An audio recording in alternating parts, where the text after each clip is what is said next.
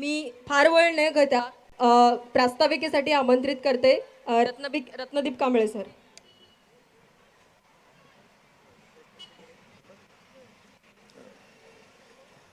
Hello hello hello, ऐकू जाते मागे? हॅलो हॅलो हॅलो, ऐकू येते काय? मागे ऐकू येते?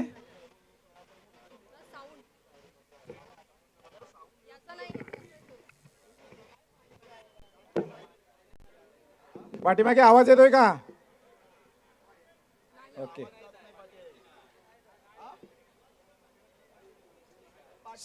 संदीप आवाज जात नाही म्हणतात मागे. ठीक आहे. जाताना एवढीच विनंती करेन, प्रास्ताविक करताना जर का मी विसरलो तर आज जो काही चित्ररथ आपण केलेला आहे त्याचं जे स्लोगन आहे ते स्लोगन जाताना प्रत्येकाने बघून जावं. आज मंत्री महोदय या ठिकाणी सांगून गेलेत आपल्याला, बरंच काही त्यांनी सांगितलेलं आहे. पण माझी सगळी माझ्या धम्म बांधवांना, भगिनींना, माझ्या मित्रांना मी विनंती करेन की तो समोर जो रथ केलेला आहे, हा चित्ररथ आपण आपल्या रॅलीमध्ये जो केलेला आहे त्याचं स्लोगन जे लिहिलेलं आहे ते प्रत्येकाने वाचून जावं, म्हणजे प्रत्येकाच्या लक्षात येईल की आपण काय केलं पाहिजे. आता मी थोडंसं प्रस्ताविकेकडे येतो. या ठिकाणी डॉक्टर बाबासाहेब आंबेडकर यांच्या जयंतीनिमित्त प्रथम या उपस्थित धम्मबांधवांना मी शुभेच्छा देतो. आणि पुढे सुरुवात करण्यापूर्वी आपले आदर्श तथागत भगवान बुद्ध आणि तथागत भगवान बुद्धांचा धम्म ज्यानं जम्बूद्वीपामध्ये पसरवला असे चक्रवर्ती सम्राट अशोक यांनाही वंदन करतो. उपस्थित सर्व धम्मपीठावरील मान्यवर यांनाही जय भीम करतो. वंदनो, या ठिकाणी हा जो बॅनर लावलेला आहे किंवा तुमच्या गावामध्ये जे हँडवेल्स गेलेले आहेत त्या हँडवेल्सवरती सगळ्या संघटनांची नावं आहेत. ही संघटनांची नावं आहेत. त्या संघटनेचे सगळे सभासद, सगळे कार्यकर्ते हे या स्लोगनशी सहमत आहेत आणि म्हणूनच ते इथं उपस्थित आहेत असं माझं ठाम मत आहे. आज या ठिकाणी मिसगाईड कोण करतंय याचं आकलन होणं सुद्धा गरजेचं आहे. आज हे तुमच्या समोर आमच्या खऱ्या लढ्याला एक वेगळं वळण देण्याचं काम या ठिकाणी केलं जात आहे. मान्य आहे, शासनाने बुद्धविहार हे कंसात लिहिलं, पण कधी लिहिलं हे कोणाचं माहिती आहे का? या ठिकाणी ज्या वेळेला भूमिपूजनाचा कार्यक्रम झाला त्या जागेवर, त्या भूमिपूजनाच्या कार्यक्रमाच्या वेळी जेव्हा कंसात लिहिलं होतं बुद्धविहार कम्युनिटी सेंटर, आणि तिथं लोकांना प्रश्न पडला की कम्युनिटी सेंटर आणि बुद्धविहार यातला फरक आहे, आणि हा फरक जाणणाऱ्या माणसांनी यानंतर माहिती घेतली. या माहिती घेताना यामध्ये विशेष करून भीमराव पॅंथरचं नाव प्रामुख्याने घ्यावं लागेल, कारण प्रथम सुरुवात ही त्यांनी केली. भीमराव पॅंथरचे या ठिकाणी अध्यक्ष आहेत अमोल जाधव, त्यांचे सल्लागार आहे किशोर पवार. या मंडळींनी त्याची माहिती घेतली, संबंधित कार्यालयात गेले आणि त्यावेळेला त्यांना कळलं की इथं काहीतरी चुकतंय.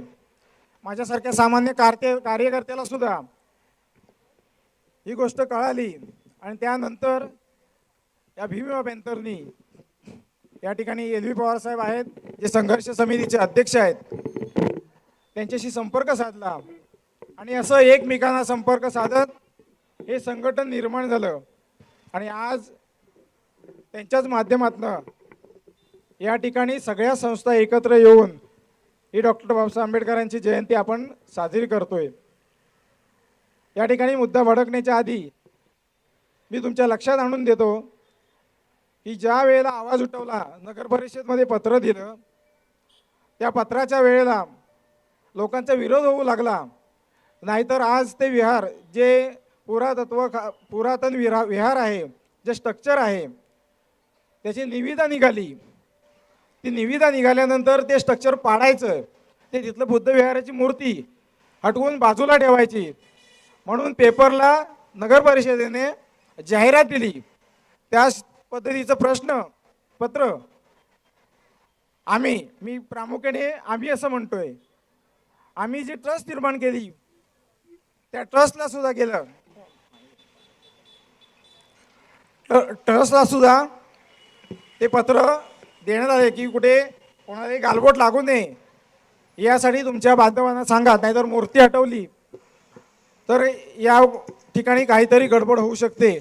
आणि म्हणून पत्र दिलं आणि त्यावेळेला खऱ्या अर्थानं या लढ्याला सुरुवात झाली. या लढ्याला सुरुवात होत असताना सगळ्या संघटना एकत्र आल्या, ज्या आज तुम्हाला समोर दिसत आहेत. मी प्रत्येकाची नावं घेत नाही, सगळ्यांना समोर दिसत आहेत.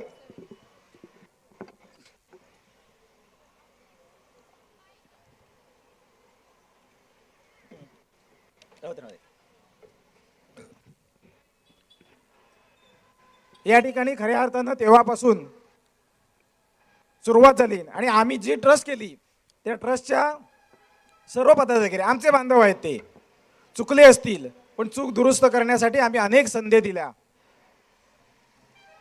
पण त्या अनेक ज्या संधी दिल्या त्यातल्या एकाही संधीला त्याने आमच्याशी संवाद साधला नाही. बेसिकली मला माझे बांधव जे आज 30-35 वर्ष माझ्यासोबत काम करतायत त्यांनी मला सांगितलं की आपण भेटूया, बोलूया. आजच्या घडीला तुम्हाला सांगतो, आजपर्यंत कधी आम्ही त्या विषयावर बोललो नाही. आणि इथं कुठेतरी आम्हाला वाटलं की काहीतरी आपल्या समाजाची फसवणूक होते. आणि म्हणून मग भीम पॅंथरच्या माध्यमातून हे जे संघटन झालं, त्या संघटनेचे जे अध्यक्ष आहेत LV पवार, कार्याध्यक्ष आनंद सावंत आणि सगळीच मंडळी या ठिकाणी एकवटली. आणि मग आपल्याला पर्यायच नाही म्हणून मग कोर्टाची धाव घेतली.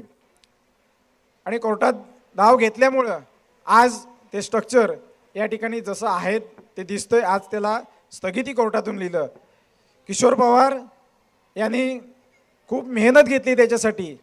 कोणीतरी पुढे यायला लागतं. हे काम करण्याचं, समाजाचं काम करणं हे तेवढंसं सोपं नसतं. पुढे ढकलणारे भरपूर असतात, मागून खेचणारे पण भरपूर असतात. पण किशोर पवारांना या ठिकाणी चांगली साथ मिळाली. त्यांनी केलेल्या दाव्यामध्ये अनेक माणसं, अनेक कार्यकर्ते ज्यांना हा विषय समजतोय, बुद्धविहार आणि कम्युनिटी सेंटर यातला फरक कळतोय, चांगलं यश आले. आणि आत्ता तुर्तती त्या स्थगिती आहे. त्यानंतर त्याच दरम्यान हायकोर्टमध्ये एक याचिका दाखल करण्यात आली. आणि त्या याचिकेमध्ये सुद्धा हे हिस्टॉरिकल प्लेस आहे असं तिथल्या हायकोर्टाचं मत बनलं. आणि हे हिस्टॉरिकल जे प्लेस आहे ते पाडू शकत नाही, याला इतिहास आहे. आणि असं असताना हे काम कसं काय करू शकतात, म्हणून तिथेही स्टे मिळाला. आणि स्टे मिळाल्यानंतर आज तुम्हाला आश्चर्य वाटेल, म्हणजे काही गोष्टी समोर येतात. एखाद्याच्या नावाने याचिका असते, परंतु याचिकेच्या पाठीमागे हे बसलेले सगळे बांधव आहेत. आणि या बांधवांपैकी मी एक नाव आवर्जून, सगळेच त्यामध्ये सामील आहेत, पण एक नाव मी सातत्याने घेईन आणि ते आवर्जून घेईन. दिवेन कांबळे यांनी जे काय सहकार्य केलं ते हायकोर्टच्या ह्याच्यासाठी ते वाखाणण्याजोगं आहे. आणि अशी सगळी मंडळी थोड्या फरकाने, कमी जास्त प्रमाणात त्यांनी आपापल्या पद्धतीनं काम केलेलं आहे. आणि त्या हायकोर्टात सुद्धा जी याचिका निकाली झाली त्याचा सुद्धा गैरफायदा अनेकांनी या ठिकाणी घेतला. आणि त्याच्या विरुद्ध सुद्धा गावोगावी नको त्या माध्यमातून चुकीच्या गोष्टी हायकोर्टाचा निकाल लागला, आता आम्हाला सगळं मोकळं झालं वगैरे सांगायला लागले. पण हायकोर्टातने बंधूंनो, ते जे स्ट्रक्चर आहे त्याला 1 इंच सुद्धा हात लावायचा नाही. सरकारने आणि नगर परिषदेने 1 इंच सुद्धा हात लावायचा नाही अशी सक्त मनाई आदेश हायकोर्टाने यांना दिलेला आहे. आणि हा आपला सगळ्यांचा विजय आहे. ते स्ट्रक्चर किती त्याच्या आजूबाजूने बांधतीलही, आम्हाला यश येईल न येईल हे आम्हाला माहीत नाही. आमच्या लढ्याला यश येईल नाही येईल माहिती नाही, परंतु चुकीच्या कामामध्ये आम्ही समर्थन केलेलं नाही, अशी तरी आमची पुढची पिढी नक्की सांगेल, याचा सार्थ अभिमान आपल्या सगळ्यांना आहे. आणि म्हणून बंधूंनो, या ठिकाणी जे बोललं गेले त्याच्यावर मी थोडंसं विश्लेषण केलं आणि याच माध्यमातून आपण सगळे एकत्र आलो आहोत. पार्श्वभूमी सांगायला बराच वेळ लागेल. या ठिकाणी वेळ पण खूप झाला आहे आणि मी अध्यक्षांना विनंती करतो, अजूनही बोलणारे आहेत त्यामुळे त्यांच्या भाषणातून प्रस्तावना येईल कदाचित. प्रस्तावनेत मला वाटतं एवढंच पुरे आहे ना. प्रस्तावना वेगळ्या पद्धतीची असते, परंतु या ठिकाणी सांगून गेले आमच्या बांधवाला कळलं पाहिजे या उद्देशाने फक्त मी सांगितले आहेत. आज या ठिकाणी मंत्री महोदय सांगून गेलेत, आम्ही सुद्धा तयार आहोत बसायला, आमचे ते काही वैरी नाहीत, पण आमच्या माणसांनीच आमच्याबद्दल चुकीचे गैरसमज पसरवलेत आणि चुकीची कामं करतायत आणि आमचं अस्तित्व मिटवायला निघालेत. त्यांच्याबरोबर आमचा भांड आहे. पालकमंत्री सगळ्यांचे आहेत, आमचे सगळ्यांचे, तुमचे आमचे सगळ्यांचे आहेत, त्यांना अधिकार आहे. त्यामुळे मला जरी काय अडचण असली तरी मी त्यांच्याकडे जाणं भाग आहे. तिथे हा गेला म्हणून कोणीतरी, हा रत्नदीप गेला म्हणून कोणीतरी बोंबाबोंब करण्याची काही गरज नाही. त्याचं काम आहे, वैयक्तिक याच्यासाठी काही करू शकतो माणूस, पण समाजाचं काम करताना तुम्ही समाजाला विश्वासात घेऊन करा. समाजाने अधिकार दिले, त्या अधिकाराचा गैरवापर अजिबात करू नका. हा गैरवापर केला गेल्यामुळे आज ही सगळी जे काय दोन गट झालेत, आज शिका संघटित किंवा संघर्ष करा असं जे आहे यावेळी सांगून जातात, त्यावेळी आपण लक्षात घेतलं पाहिजे की हे दोन गट का झालेत याचं सुद्धा आकलन करा. आणि बंधूंनो, मी पुन्हा एकदा सांगतो की ते जे आजचं चित्ररथ आहे त्या चित्ररथाचा फोटो काढून घ्या सगळ्यांनी आणि त्याचं जे स्लोगन केलं आहे, या ठिकाणी सगळ्यांचे सत्कार झाले, सगळ्यांना सन्मानित केलं. परंतु जे काय आज समोर जे विहार दिसतंय ते विहाराचं जे स्ट्रक्चर बनवलं आहे आणि ते स्लोगन बनवलं आहे, तो आमचा मित्र प्रशांत पवार यांनी सगळं केलं आहे. पलटवणा प्रशांत पवार अतिशय सुंदर अशी मेहनत घेऊन आणि तिथल्या सगळ्या सहकाऱ्यांनी दीपक आयरे असतील आणि नरेंद्र आयरे असतील, अशी सगळी मंडळी यांनी खूप मेहनत घेऊन हा चित्ररथ बनवलेला आहे. मी प्रशांत पवार याला या ठिकाणी आमंत्रित करतो की त्याला, प्रशांत पवारला या ठिकाणी सन्मानित करायचं आहे.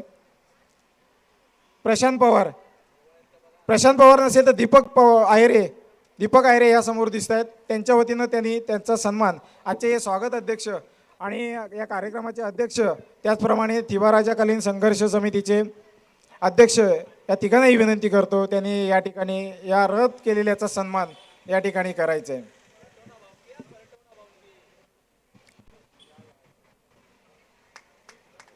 पलटवणा शाखेने अतिशय सुंदर असा हा चित्ररथ बनवलेला आहे.